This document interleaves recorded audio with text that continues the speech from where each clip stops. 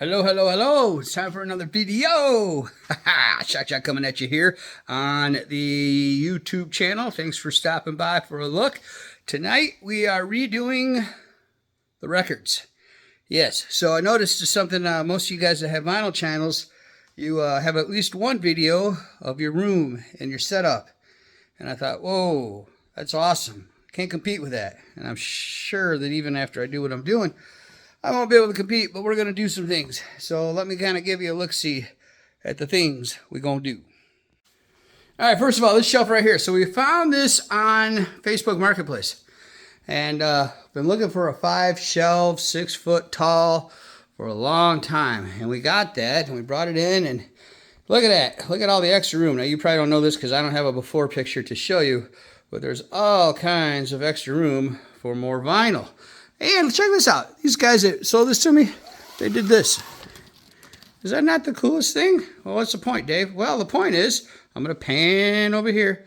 This is my doors I put up are glass. And I did that on purpose to let the light shine through because we kind of turned our basement garage, Tennessee basement garage is our thing. And we kind of turned it into, they call it a man cave, but it's a music room. It's where all the music is played. And so that's cool because that'll block some of that sunlight coming in, all right? So I love the shelf. So we're going to take this shelf. This is all the Christian rock records. You see Larry Norman up there. So we're going to take this shelf and we're going to move it down and try to center it. And we're going to get rid of these garage shelves or utility shelves. So I went and I bought another shelf. Are you getting dizzy yet? Lots of camera movement here, right? Yeah. And well, you know, I bought the wrong thing. It's still 5 shelves, but it's not as tall and it's not as deep. But that's going to be okay because the idea here is that's going to be mostly the 45s, some CDs that are in books, and then records that, well, just really never get played. So that's what we're doing this evening, and well, we won't make you hang out and watch us work. I mean, unless you want to come over and volunteer to help. We're playing some cool jams while we're doing it. Yeah, we're ripping some 45s to digital, and we just got done with the Steel Woods, the Dual album. Great album. It's got a cool version of Tom Petty's Southern accent on there. The last side is four sides, 2 records. The last side's all covers. Very cool, very cool. So we just got done with that. Now we're going to do some 45s while we're working, unless they become too high maintenance, because you only get about 3.5-4 minutes worth of work in per 45 before you got to flip it. So we'll see how that goes. But we like to enjoy ourselves when we're doing stuff like this. This is what we do to relax. So we're going to move all these down and see what happens, and then we'll kind of show you our setup, the entire setup, the turntables, the mixer, how we got it set up, why we got it set up the way we got it set up, and go through all that. So let's get to work. All right, we got a rough draft of what this is going to look like. You ready? So we got that funky piece of furniture straight out of 1974. And I think we're going to put that there. Now I used to use that, and that would be the records that I was ripping. And then once they were ripped, they go down below until I cataloged them, inventoried them, and then I'd put them away. I think I'm going to switch to that, and then my laptop's going to go on there too for recording, transferring the vinyl to digital. I think that's what I'm going to do. And then we got this here, and then I'm going to put the speakers between the center rack, and I kind of like that look, but I'm also going to love that sound, because every once in a while, being that close to the stereo over there, you get a little bit of needle feedback. Shouldn't have that problem here. You got a brick wall behind you, so the bass is going to thump, it's going to throw, low ceiling, it's going to sound awesome, and those speakers are just awesome. So I think that's going to sound really good. And then the shelf down there, when I scooted in there, I scooted in backwards. So if your eyes are really sharp, you're noticing that right now. And we'll have to flip it. But as you can see, there's records everywhere on the floor, so I can't flip it. Had a visitor to come to hang out. Yeah, opened up the garage door to get some cool air in here, and he decided that this is where the party was. So here we go. So he's doing the stray cat strut with me, and he's not a stray, though. He's our kitty. So, all right, so that's the rough draft so far. Okay, so the next step is we went out to the garage and we got some good thick speaker wire. I was just gonna connect for the distance, but the less connections you have, the less chances you have for issues and losing sound and sound quality. So I decided just to go out to the garage and get some speaker wire and cut to length. So I'm gonna show you how I trim wire This is how I've always done it my whole life, because when I started in automotive at 19, I smoked, and I always had a lighter on me. So this is how I've always cut the shielding off a wire. My son, to this day, laughs at me for it and tells me I'm crazy. Well, look at that. It's perfect. I didn't splinter or split any of the wires in there, and now they are ready to go into the receiver. Ha! Magical! All right, we got our speaker cable ran, and we're ready for set. There they are. They're all run. It's nice and neat. You can see them down at the bottom there. I'm going to clean that up a little bit more. But there they go. So let's test it. Let's see if we get in trouble for this. We'll try Steve Miller Band. Not much better stereo made in the 70s. Let's see what we got here, guys. There's some volume. Oh, this record's got some scratches in it. Old. Bought this for my dad in 1978. I got a picture of him opening it up for Christmas. There we go, though. That's it, guys. We have speakers, and I like the sound of that in this room.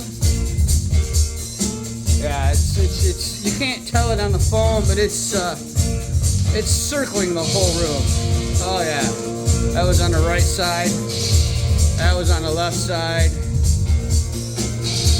That was on the right side. That was on the right side again. Yep. Alright, yeah, buddy, I'm excited about this. Alright, guys, well, we're kind of done. It's a new day. We did not get done last night. It got late, it got tired, and been a busy week, so I just queued up 15-20 minutes worth of music and kicked back and just enjoyed the sounds for a few minutes. Don't get to do that as often as I'd like. Always listening to music, but not always in the mode of just, as Boston says, closing your eyes and getting lost in the music.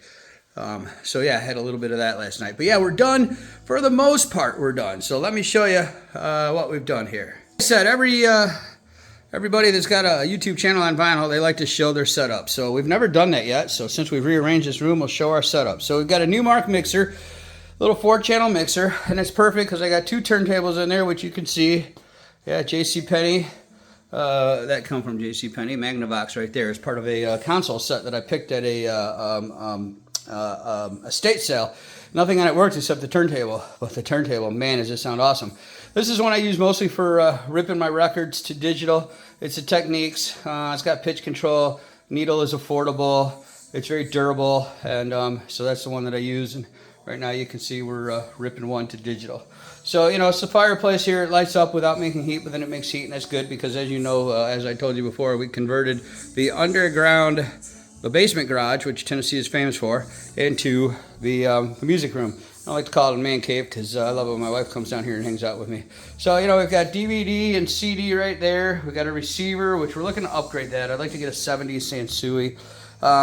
Dual cassette player, keyboard for the computer. The computer is hooked up with a portable hard drive. So it's got, I don't want to say all my music on it, but it's got a lot of my top songs that I like to listen to on it. So if I just want to set up a playlist, I can.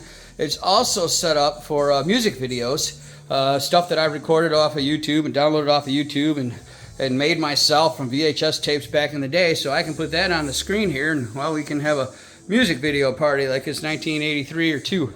So that's kind of cool. And then, you know, we back up all our vinyl to digital, and my son says why, and I don't really know that I have the right answer for that. I don't know why, but I do. And so I have most of my backup on that hard drive as well, so I can play the album without playing the album. Kind of cool. So here we've got the one that we showed you the other day, the first purchase, and this is all my rock and roll and countries. This is pop, rock, rap, funk, you know, all top 40 type stuff, all the way down to about right there. Then that's country. Then down below you got soundtracks, and over here behind the director's chair you got all your 12-inch singles. I think I'm going to rearrange that a little bit since I got the second shelf. I'll show you that here in just a second. I did move the speakers. I showed you that in yesterday's video. Sounds amazing. That's what I did. I turned up some music last night, sat down and listened. It was awesome. So this shelf right here, got the Larry Norman poster. That's so cool. I was working real estate up in Michigan. The very first house that I ever sold The house was done. It was sold. We were getting ready to close. We were walking through, and that's sitting behind the door. The people that moved out had left it behind the door, and I asked the people that were buying it if they cared. I'm like, no, we don't know who that is. So I got that. No, I was not at that concert. I think that's out west. San Jose Christian College is what it says. We'll do a show on that one day. All right, so then we got some of our newer vinyl in the last 5 or 10 years. This is all sealed. This is the last thing that my dad bought me for Christmas, last Christmas, the last record he bought me, and I still haven't got around to opening it yet. You know how that goes. Some of my signed CDs up top. Pretty proud of that one, Larry Norman, because he didn't always sign stuff. We got Rainy Stonehill over there. We got the boys from Disciple back there. So that's kind of cool. And then that's all Christian rock. And then down below is like, gospel and Southern gospel. Anybody can make a record back in the day. 12-inch Christian radio singles. It's kind of cool, kind of hard to find. Some more autographs we got there. We got Steve Taylor, we got the Newsboys, Peter Furler, and all them. So yeah, that's the Christian rock. Then we come over here to the 45s, and well, we're gonna redo that. We bought some more of these baskets right here, containers. So we're gonna change that around a little bit and redo the 45s. But that's the new shelf we put together yesterday, and that's going to be 45s. Those are the ones that are yet to be ripped. Well, the one on the right hand side with no lid on it, those still have to be ripped. Other than that, we've got them all ripped. Over 1,000 right now, I think, is where our numbers are. A couple reel-to-reels, don't have a lot of them, but it's up there. That Detrola does not work. If anybody knows anybody that knows how to fix those things, let me know. Otherwise, if I ever get to retire, that's what I'm going to learn how to do in my retirement. All right, let's turn about face. So this is the furniture, the sitting area. We just threw this together last year, and now that the room's done, I'd like to get some 70s style furniture to go there. I think that would be pretty cool. Over here, we got the picture disc wall, and that's not all that I have, but that's some of my favorites. I mean, that's some iconic ones. ELO, Steve Miller Band, Linda Ronstadt. Those are just iconic picture discs. Supertramp, iconic. The one that's missing, no, it's not. Okay, I do have Boston up there. Boston's next to ELO. Something about spaceships in the 70s, Yeah, probably because of Star Wars, which is also right there. Bryan Adams, got some Beatles, some Stones, Monkees, Footloose, Heart. Dolly Parton up there even. Yeah, absolutely. So let me go over here. This is kind of the gamey area, if you will. Got some of my cards there on the wall. And Bob Seger playing Kobo. That's the Live Bullet concert. Japanese version of Elvis's How Great Thou Art, or I'm sorry, His Hand in Mine, How Great Thou Art is on that one. Probably the most valuable record that I own, that one right there. My Tennessee shelf that my kids bought me with some Tennessee collectible bottles, and then a bottle that was here when we bought the house was left behind, and it's sealed, and my son says it's about 50 years old, so we'll just leave that sealed. Absolutely. Radio that was my wife's uncle. Beautiful radio. Again, if anyone knows how to fix those things, let me know. My dad's a real player. I still haven't figured that part out. Shot glasses. Everywhere I go, I buy shot glasses. It's a cheap way to buy a souvenir. Just put this up today. I love it. I told my son my new thing that I'm going to start collecting are Hot Wheels cars from movies. And I've gotten a few of them here in the last month or so. And I thought, well, I need to display them. So I bought this thing thinking this thing was huge. I get it home and it's like, it's already full. So I'm not exactly sure how we will expand on that. 70s board games. My grandkids loves to play those games. My middle grandkid, he loves the Dukes of Hazzard game right there. And then the older one, he likes to play that Star Wars and Emergency. Emergency was my favorite when I was a kid because it's all roads. It's all driving. Absolutely love that. And there's some games from my childhood. Electronic football, Merlin, Magic 8 Ball, cool stuff. Collectible collector's cards. My little mini fridge right there. A couple pinball machines. Nothing better to do when you listen to music than play some pinball. The only thing missing is a cigarette. And yes, sometimes when I play, I do crave them, but no, we're not going to go back to that nasty habit. And then the CDs are over here. We've got here on this wall right here is country. The middle wall is Christian rock, and the wall to the left is rock, pop, punk, top 40, that kind of stuff. Got some very classic VHS tapes up top still. They got some DVDs. Most of those are bootlegs and homemades. Don't keep a lot of cassettes on hand. There's a few of them right there. I got the cassette cases, though. Those are ones that I've made over the years. And then that one down there, that's all kinds of cassette tapes. We used to make mixtapes all the time when we were kids. And of course, air hockey, because the grandkids love to play air hockey, and that's cool. You can come over and play some records and play some air hockey. So this is the best seat in the house right here. You sit right here and this couch, and you got those speakers right there, and that sounds awesome. So yeah, that's the setup. Now, when I took these records off the shelf, I take the old records off the shelf. I did that, but I didn't take them off in a way that putting them back on made any sense. So My next chore is going to be I got to go through and re-alphabetize everything because they are all out of order. And I want to clean up those 45s. Like I said, I bought some new cases, like those little gray ones there, to make that fit and look a little more symmetrical. So that's the next thing to do. But you know what? That's fun stuff to do. You put on some records and you sit down, you hang out, and you go to work. So that's the setup, and that's the updates that we did yesterday and today, this evening. And now we're going to sit down and rip some records and probably alphabetize some of these. Yeah. Oh, and I forgot to mention, right here. Yeah, that's the one that's being ripped. That's what's on the turntable. And I love just random old soundtracks because they'll have random songs from artists that I knew, but you never heard the song. Like in the 80s, soundtracks were everything. Rocky released a movie. There was a hit song before the movie ever came out. Beverly Hills Cop. Bob Seger's only #1 was Shakedown from Beverly Hills Cop. So many songs were #1 songs, and it helped promote the movie and cross back and forth. And sometimes the song was awesome, and the movie was terrible. But anyway, soundtracks were a huge thing in the 80s. But there's also a lot of songs that never made it. Like this album right here, it's got a Night Ranger song on it that you're not going to hear anywhere else. And there's just you hear stuff that you'd never hear otherwise. I did one the other day, The Slugger's Wife, and it had a version of I'm on Fire. I think it was I'm on Fire, by Rebecca De Mornay, the actress.